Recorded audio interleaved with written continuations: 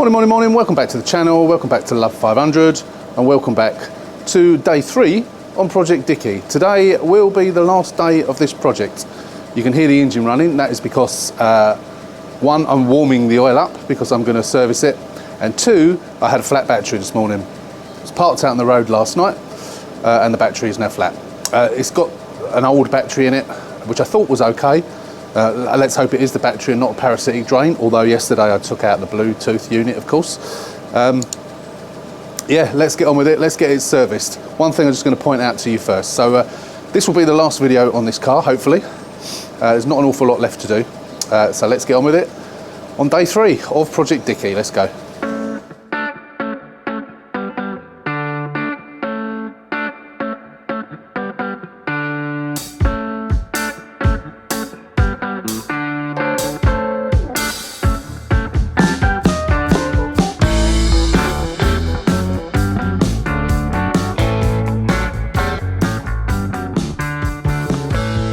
So when I took the Bluetooth out yesterday, connected to put the seats back in, which are now virtually dry, except I've got a very, very slightly damp bum. But they're lovely and clean, come up a treat, absolutely spotless. Really, really nice. Still a little bit, tiny little bit damp, not very much, but yeah, let me just turn that music off. Be careful with music and YouTube, of course. Yeah, so once it was all, seats were all back in, put the battery back on yesterday, and mileage wasn't flashing. Got in it this morning and the mileage is flashing, so I'm going to have to do a proxy alignment and hope that it doesn't affect you know, taking that Bluetooth unit out. Is just a matter of doing the proxy alignment. The steering wheel buttons are still working, stereo's all working fine, so hopefully when I do a proxy alignment it won't mess the buttons up. As I mentioned on the last video, there is a process that you can do to sort those buttons out. I haven't looked for it yet, but I need to find that because I want to, potentially I might need to do it. Hopefully if I can't find it, the screenshots I took, I can find it on YouTube or something, but I will obviously let you know about that, and I'll probably do a video on it if I can find it as well.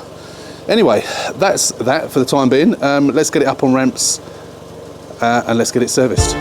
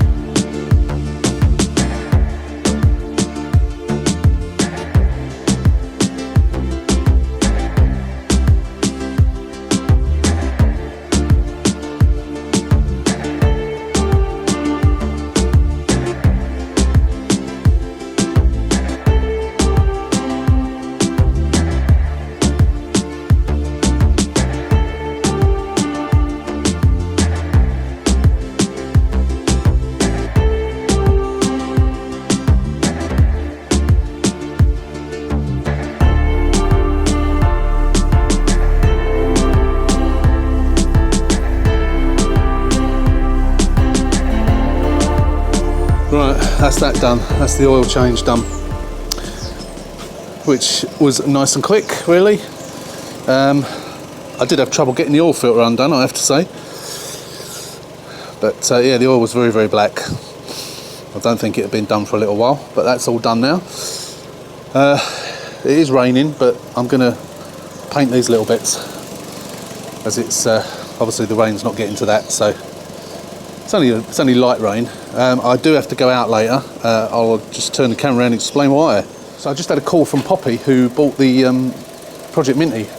She's having trouble starting it. She's a sixth former and she's in the school car park, and she can't start the car. She's got a couple of errors on the screen. I think the battery.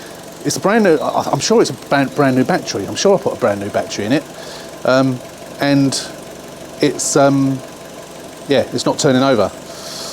so I don't quite know what's going on. There is a possibility it's the earth strap. I didn't actually change the earth strap on that one. I don't always now. Sometimes I do, sometimes I don't.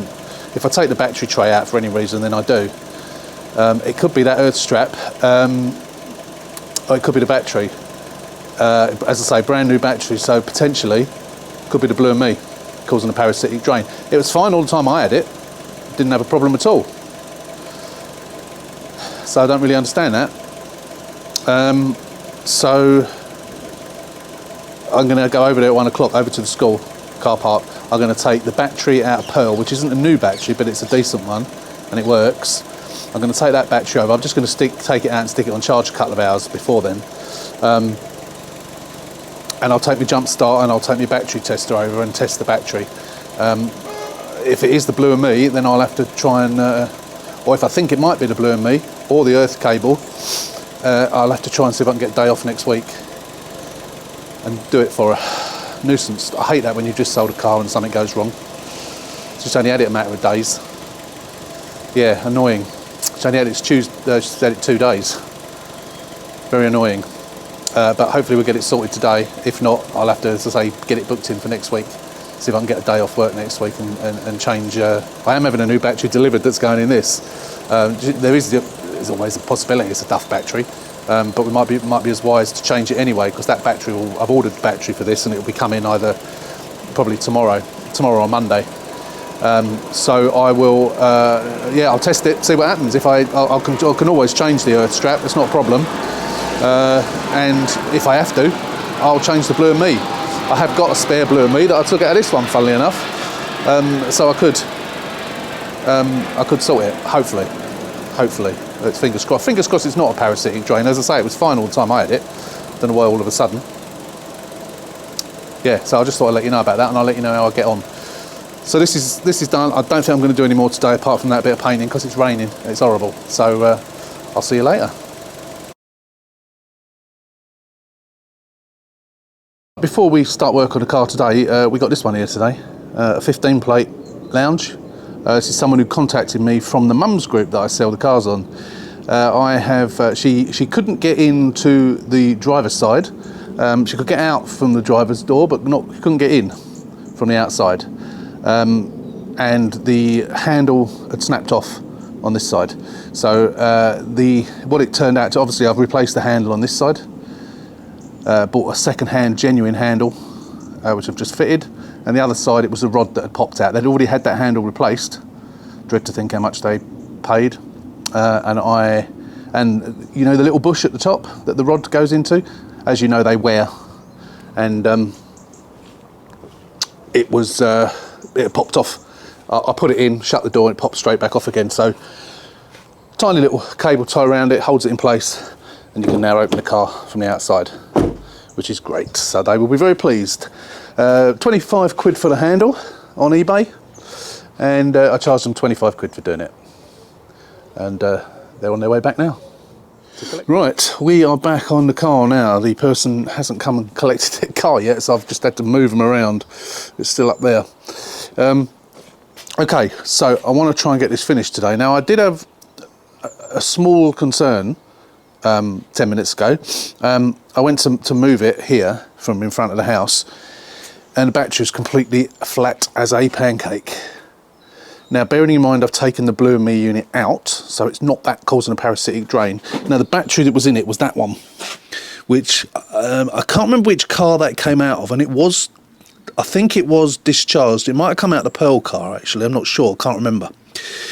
Because it's not a dead battery as such.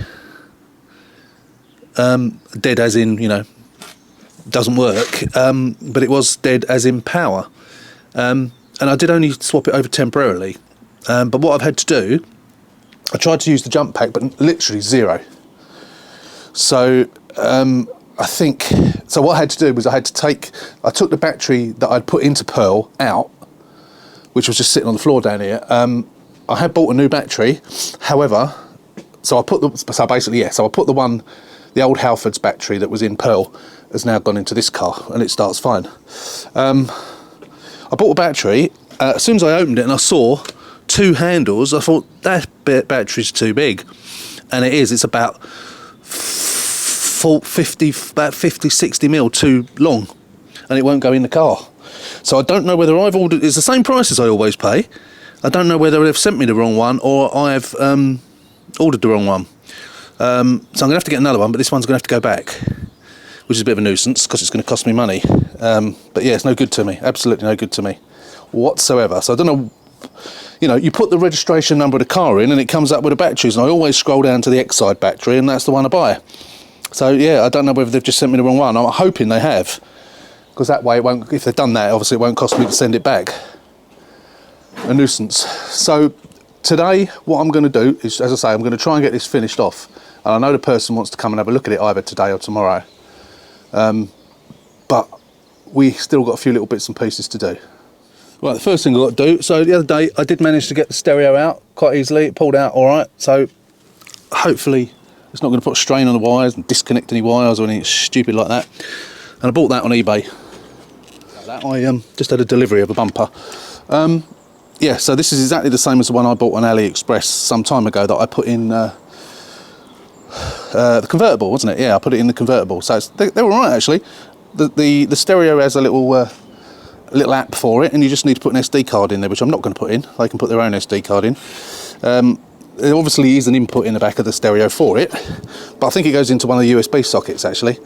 In fact, yes it does, because we've got a USB there. Now bearing in mind, there don't appear to be any USB, what's the word I'm looking for, extensions. You normally these stereos you get the USB extensions. There don't seem to be any on this car for some reason. So whether they've not been used or they've just been left behind the dash. Now the problem is, of course, you know, you could plug it into the USB there, I suppose, but that's a bit cumbersome. But if they've plugged in, so the USB things have got their own little connection on the backs of the stereo, and if they've not plugged those in, then you won't have the trailing USB lead. Now the trailing USB lead might be behind the tray, and I'm going to take the tray out and have a look, just in case it is, before I do anything else. Because if they haven't, then I can't use it, because it's got its own proprietary plug for the trailing USB. And I need that to be able to plug an ordinary USB-A into. So I think the first thing we need to do is get that tray out and have a look, because I'm not going to bother pulling the... Well, no, I will pull the stereo out because I want to see if there's anything plugged in the back. This is exactly the same, as far as I can see, as the previous ones I've had. So unless this is a cheaper, older version, because it is an older version of Android, unless this is a cheaper, older version that doesn't have external trailing USBs, which would explain why they've not put them in. So that is a possibility. However, it does have the socket. It does have the app on it for the car recorder. So yeah, bit of a mystery. So I may or may not be able to use it. So let's get this tray out and have a look. Okay, so what you can see here, I took the tray out. I actually forgot to turn the microphone on, so I'm having to do this voiceover again. So you'll see in a second. So all those wires, they came from the stereo, and it was just the GPS wire and the power, sorry, an earth. And what you can see there is I located underneath is a insurance telematics box, which was powered on. So that was drawing power from it all the time. That was live all the time. So that would have been drawing power. So all the time the thing's been sitting, the car's been sitting there not being used with the battery connected, that has been drawing power from it. Now I don't know how much power these things use, but potentially that was what was been causing the battery to drain. I wouldn't have thought it would have been, because although having said that, it was the wrong battery, it was an old battery, and although there was power in it, it was sitting there for at least a week without being used. So potentially it was. So it was going to the fuse box.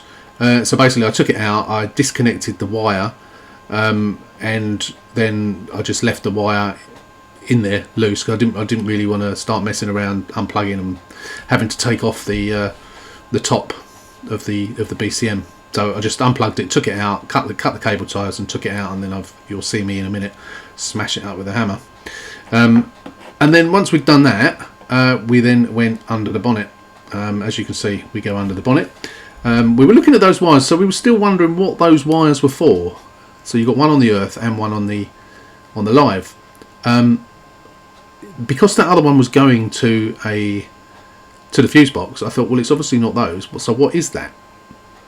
And you will see in a second, I think you will see in a second. What was I doing here? Can't remember. I went back here for some reason. Can't remember why. I was trying to see whether I could see the wires coming through anywhere.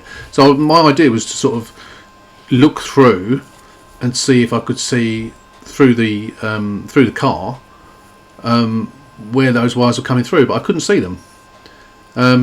As I say, the telematics box was all wired into the fuse box, so I thought, well, what are they? Are they something to do with stereo? What are they? And couldn't find anything. So when I did take the stereo out, I did see that it was all wired in. There was no extra power wires or anything like that. So it was all wired into the actual box. But we found something else, which will come up any second now. So we went back round to the front of the car, and we found. No, that's the one. Sorry, beg your pardon. That's the one I took out. So as you can see, it was still powered up there. The lights are still on. So yeah, Risk Technology. So that is an insurance box. And then we went under the bonnet, and again we were looking at these wires, trying to figure out what was what. And then we sort of had a little look around and followed those wires down. And down there, I don't think you can see it. Here, oh, you can. You might be. There it is. There, you see that where the white label is. Another telematics box which was powered up. Now, when I got the car, that earth terminal was disconnected. So I didn't know what it was, so I reconnected it, which has obviously powered it on. So I think probably when the person who fitted the new telematics box fitted it into the fuse box, they must have just disconnected that earth. So they haven't taken it out. Maybe they're not allowed to. I don't know. For insurance purposes and safety purposes and what have you, so they've just left it there. And although that wasn't powered up at the time, it was when I took it out. Right, I think I'm going to have to do some voiceovers because I just realised my microphone wasn't switched on. So yeah, so the telematics box was connected. Another telematics box was connected, which I've now removed. So that's what those extra connections were. Bloody insurance companies. So we're going to, that doesn't seem to have any flashing lights on it like the other one. But I'm going to take a hammer to these two. Is it still flashing? Yeah. Big brother. So we will smash the hell out of those. Let's get a hammer.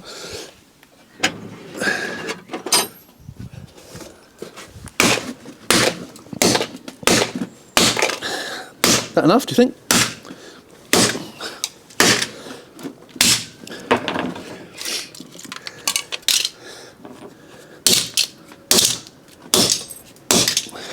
I think that's enough, don't you?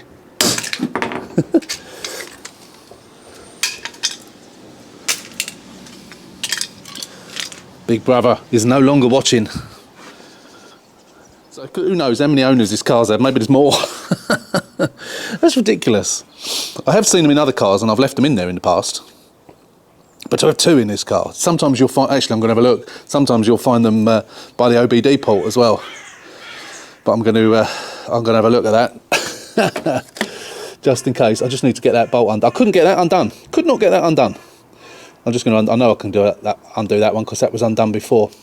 Actually, that was disconnected, that one before. So I reckon whoever it was that put the other one in, that I took out within the cabin, I reckon they just, rather than take that entire box out, they just took the earth off. Now, I put that earth back on when I got the car because I didn't know what it was for. I thought it was for the stereo. Clearly it's not. Right, that's that done. Yeah, it's a shame we can't do the webcam. I'm not sure whether my mic was on when I was recording that, but yeah, there is no USB for it because it's a proprietary USB that comes with the stereo, so I can't use that webcam unfortunately. But not to worry, I've pushed the stereo all back in again. It's all working, so That's good. I did try and plug the camera into the USB sockets on the front, but it don't work on that one. I think it has to be in that external, you know, trailing lead that you normally get. Never mind. Right, I'm just going to put all that back together, and then we'll get the engine cleaned, and then I think it's time to clean the car. And I think after that we're done. Right, engine's clean, or cleanish. All those wires are off. The battery, that's all disconnected. Tray's back in, stereo's back in. We just need to give it a general wash now. I'm just going to snow foam it, pre-wash it, snow foam it, bucket and sponge it, and then we'll get some easy coat over it. Just give it a nice shine. And there's no paint to touch up. I don't think there is anything to touch up. I'll go round it again once I've done it all, just to make sure. And then all we need to do after that, a final clean up on the inside, and then we need to get rid of that flashing mileage. Hopefully that's not going to cause an issue. Shouldn't do. I've tested the steering controls, they do work. Whether they will still work when I do the proxy alignment remains to be seen. If not, I did find that instructions on how to change the buttons, which I mentioned I think on the previous video, or maybe earlier on this video, I can't remember. So if that doesn't work, we will try editing the buttons and redoing it, but hopefully it'll do the trick without having to do that. The fact that we're not using the original stereo makes me think it will work, because the stereo is telling the buttons using that module, so it's not actually using the blur me. So yeah, I think we're all going to all be done then, and then all I need to do is I need to go over to the cobblers over at well, a couple of miles away, get a key cut for this, a spare key. We'll get a key cut for the other car that I've just got as well, which I'm not sure whether you've seen the video for yet. I think you probably have, yep. So I can talk about it. And then we'll program that in. And then we just need to track the service history down after that. And we'll do that this afternoon. And yeah, so I'm going to go make a cup of tea. And then we'll get cracking on cleaning it. So I'll see you once I've got it all clean, and we'll give it another go with that proxy alignment. So I'll see you in a bit. Right, that is it. Only two things I've got left to do. Go and get a key cut and then program it, and just touch in a couple of little bits of paint, nothing much, just a couple of little chips on the bonnet. I think that's actually about it. We're just going to do some G10 on this little bit here, which will obviously, that little scuff there will come out. And black the tyres up as well. We'll take it out on the road to do that, because it does stain, so I don't want to stain the driveway. Yeah, it's all done. All done. I was going to polish up the tailpipe, but it doesn't need it, it's already shiny. Yeah, it's all clean on the inside. For once, I haven't put new mats in. I'd jet washed and wet cleaned them when I did the seats, so they're actually all right. The front one's not as good. I have got an old mat over the top of it, but I've just got to hoover some old ones that I've got to put in the back. But apart from that, it's done. I've already had a message from the lady saying, "Is it going to be done today?" And I said, "That is my aim, and I will let you know later." But yeah, one thing I had forgotten to do. I did the proxy alignment. It worked a treat. It's mileage stopped flashing on first attempt, and the steering wheel control still worked. Oh, that's good. If you remember, both DRLs were out. Pain in the backside. I can never get to those damn things without taking the wheels off. So I'd say jack it up one side at a time, take the wheel off, front wheel off, and do that. So they're working properly now. So obviously one bulb had gone, and then another one had gone. And the person who had the car just switched them off. Yes, but now they're working. So that's good. So yeah, it's pretty much done. So I think it must be about lunchtime now, so I'm going to go and have some lunch. And then I'm going to head out and get this key cut. And I will see you when I get back, and we'll get that spare key programmed. So I wonder when the last time the DRLs were working. At least they are now. So I didn't film me cloning the key, because I am going to do a separate video on that, and it actually seems to be easier. I had trouble when I did it before, and I have already started doing a video, I think. But I did have trouble, and I had to contact Alex at Car Salvage 101 because he had already done one, and he had done a video on it, and I couldn't follow it. And I think what is on the screen is wrong. It's the Chinese translation, and the pictures that come up on your phone screen is actually wrong. But what you used to have to do, when it would read the chip in your key, in your remote key, and then read the other chip and written and what have you, you had to put the key in the ignition with the little bit of kit right next to it and turn, I think it was 7 times, turn your ignition on and off 7 times for it to read. You don't need to do that anymore. I didn't think it had worked, so I held the little chip in my hand, put the key that I'd had cut into the, just sort of by the ignition, and it worked. So yeah, it makes it easier. It's literally a really, really quick job to do. So I will do a video on that at some point. I just need to get a little bit more, because it's sort of, it's almost like a fluke that I got it to work. And I'm not really sure what I'm doing properly, and I want to make sure when I do the video, I can confidently say, right, this is what you do. So I got a key cut for the new car as well. So when I do that one, I will film it, and if it works as I expect it to work, then I will do that as part of my video. But up to now, it all looks, it's working. So now, £10 to have a key cut. The keys, I can't remember how much they are, but they're like a couple of quid. And I bought 10 super chips, which I can't remember how much they were, on AliExpress, but it's all really cheap. So for less than about, I don't know, 15 quid, you can have a brand new spare key. So every car I do now will come with a spare key. If you're wondering why my patented homemade devices that are on the driveway, that's because I've done the tyre dressing, and it does stain the driveway. There's still stains out on the road where I did it, when I've done it out in the road a few times. But this car is now absolutely spotless. It is beautiful. It is really, really nice. Look at it. It's just really nice. It's come out beautifully. Really pleased with it. It's shining like a new pin. You would never believe that this car is 9 years old. Amazing.